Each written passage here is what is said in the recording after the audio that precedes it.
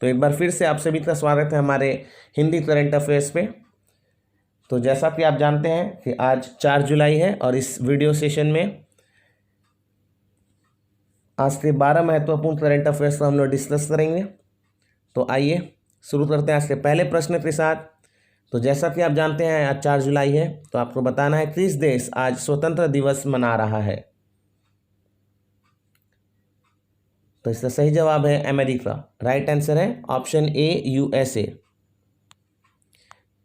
यह स्वतंत्रता दिवस 1776 में ग्रेट ब्रिटेन से संयुक्त राज्य अमेरिका की स्वतंत्रता की घोषणा के रूप में मनाया जाता है, जब ब्रिटेन से अमेरिका अलग हुआ था 1776 में। संयुक्त राज्य अमेरिका और इसकी निर्भरताएं। अगला प्रश्न, द्रि उत्सव किस राज्य में मनाया जाता है, जो कि 7 जुलाई तक यह उत्सव मनाया जाएगा उस राज्य में। तो इसका सही जवाब है अरुणाचल प्रदेश। Option D Arunachal Pradesh. और जैसा कि मैंने कहा, यह राज्य में 7 जुलाई तक इस त्यौहार को मनाया जाएगा। अगला प्रश्न बहुत ही महत्वपूर्ण है इस डिजिटल इंडिया के इनिशिएटिव में। किस टेलीकॉम कंपनी ने अपना ऑनलाइन मीटिंग ऐप लॉन्च किया है। तो यह जियो द्वारा लॉन्च किया गया। राइट आंसर है ऑप्शन सी जियो। अगला प्रश्न, भारतीय एमएसएमई के लिए वैश्विक भारत कार्यक्रम किसने शुरू किया है। तो यह सैप इंडिया द्वारा शुरू किया गया है। राइट आंसर है ऑप्शन ए सैप इंडिया। यह विश्व स्तर पर एमएसएमई को प्रतिस्पर्धी बनाने के लिए डिजिटल तकनीकों के साथ मदद करेगा। अगला प्रश्न, हाल ही में चुनाव जीतने वाले व्लादिमीर पुतिन अब किस वर्ष तक रूस के राष्ट्रपति बने रहेंगे।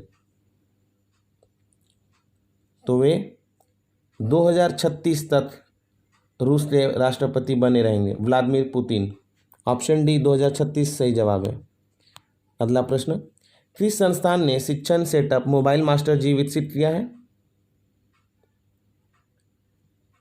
तो यह सेटअप आईआईटी कानपुर द्वारा किया गया है। राइट आंसर है ऑप्शन बी आईआईटी कानपुर। हाल ही में आईआईटी गांधीनगर छाती एक्सरे छवियों से कोविड-19 का पता लगाने के लिए आर्टिफिशियल इंटेलिजेंस एआई आधारित उपकरण विकसित किया था। अगला प्रश्न, विश्व बैंक ने भारत में एमएसएमई के लिए एमएसएमई आपातकालीन प्रतिक्रिया कार्यक्रम के रूप में कितनी राशि स्वीकृत की है। तो यह राशि है $750 million. Option A USD 750 million. और आपको मालूम होना चाहिए, भारत सरकार ने हाल ही में गैर बैंकिंग वित्तीय कंपनी एनबीएफसी और हाउसिंग फाइनेंस कंपनी एचएफसी के लिए 30,000 करोड़ रुपए की विशेष तरलता योजना को मंजूरी दे दी है। अगला प्रश्न, सरोज खान कौन थी जिनका निधन हो गया। तो जैसा कि आपको मालूम है, वे एक मशहूर कोरियोग्राफर थी। राइट आंसर है ऑप्शन बी कोरियोग्राफर।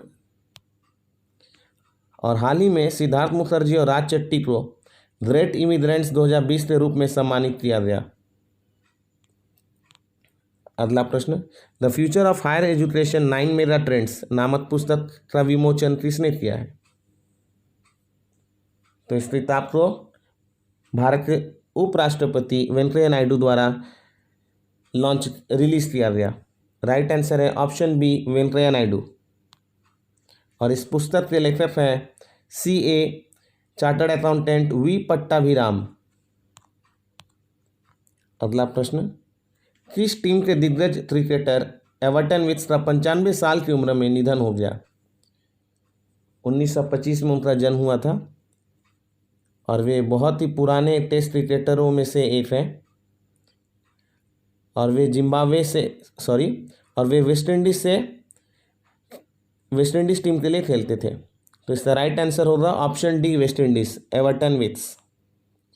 वह दक्षिण अफ्रीकी जॉन वाटकिंस और इंग्लैंड के डॉन स्मिथ के बाद तीसरे सबसे पुराने जीवित पुरुष टेस्ट क्रिकेटर थे।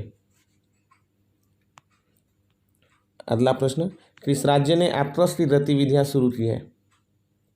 तो यह आंध्र प्रदेश द्वारा शुरू किया गया है। राइट आंसर है ऑप्शन सी आंध्र प्रदेश।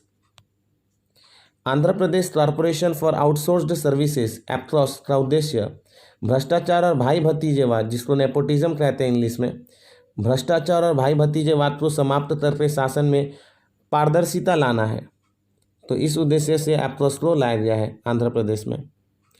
और आज का आखिरी प्रश्न, मैं आप सबसे अनुरोध करता हूँ, अगर आपको हमारा वीडियोस करंट अफेयर्स अच्छा लग रहा है तो कृपया इसे ज़रूर से ज़रूर शेयर करें और बेल आइकन को ऑन कर दें। तो आज का आखिरी प्रश्न है, नई दिल्ली में कंट्रोलर ऑडिटर जनरल ट्रैक के कार्यालय में अद्वितीय शहरी वन का उद्घाटन किसने किया? तो इसका उद्घाटन प्रकाश जावड़ेकर द्वारा किया गया। राइट आंसर है ऑप्शन डी, प्रकाश जावड़ेकर। तो आज के लिए इतना ही, फिर मिलते हैं अगले दिन। धन्यवाद।